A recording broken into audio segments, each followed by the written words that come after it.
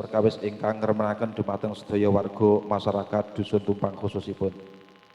Wonten niatan ingkang kaping kalih inggih menika niat wilujengan dipuntujuaken dumateng sedaya ahli leluhur kita sedaya, khususipun ahli leluhuripun warga masyarakat dusun Tumpang, warga masyarakat Desa Geger, saha kakhususaken dumateng piyantun ingkang dados cikal bakal dusun Tumpang inggih menika panjenenganipun Mbah Ira Rejo saha sedaya para piyantun-piyantun ingkang nyebar agami wonten ing dusun kita. Mugi-mugi sedaya tansah pinaringan magfirahipun Allah Subhanahu wa taala, dipun ngapunten sedaya dosa kelepatanipun, dipun tampi sedaya amal ibadahipun, ing akhiripun benjang dipun lebetaken dumateng swarganipun Allah Subhanahu wa taala. Amin ya rabbal alamin. Para mila sumangga kita istoaken punapa ingkang dados niat saha hajat kita sesarengan. Faya fauzal mustaghfirina wa ya najata taibin astaghfirullah.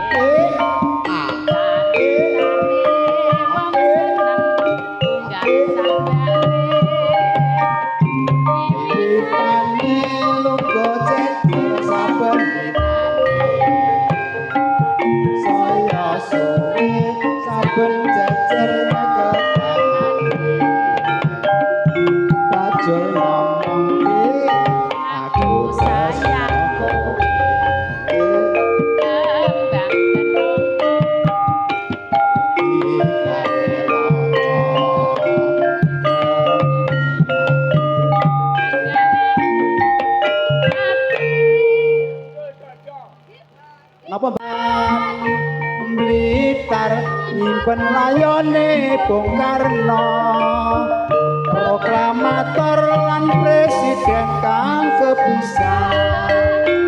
Ana crita saripate Gajah Mada ingkang bisa nyanyi. Monggo sinten malih tata-tata sing pengen ngibing utawa joget asal sawer, monggo.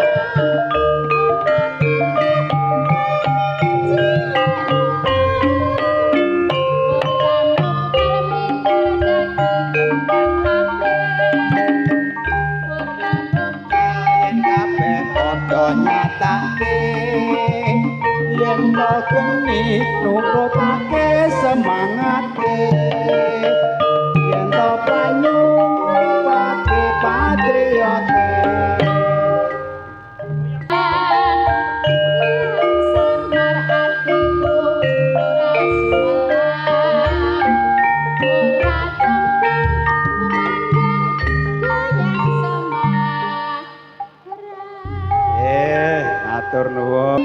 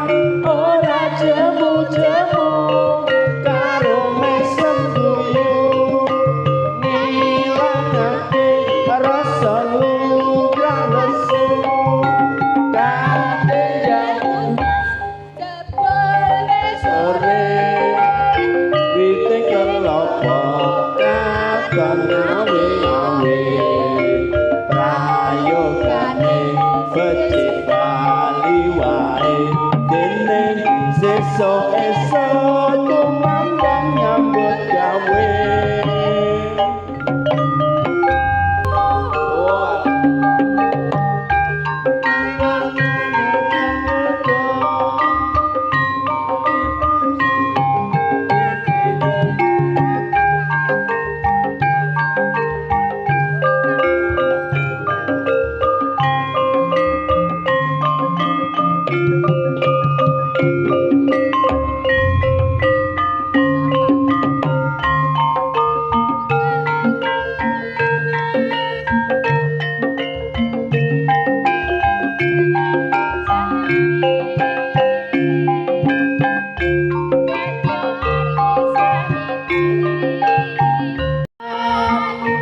Blitar nyimpen layone Bung Karno, proklamator lan presiden kang kepisan. Ana crita saripat Gajah Mada ingkang bisa nyanyi Monggo sinten malih tata-tata sing pengen ngibing utawa joget asal sawer monggo.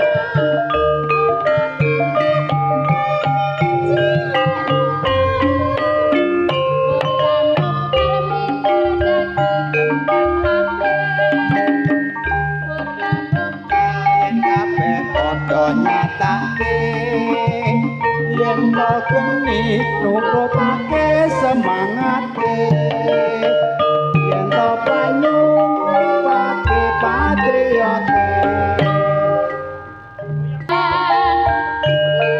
Samar atiku ora sumalang ora cemeng goyang semak Atur nuwun.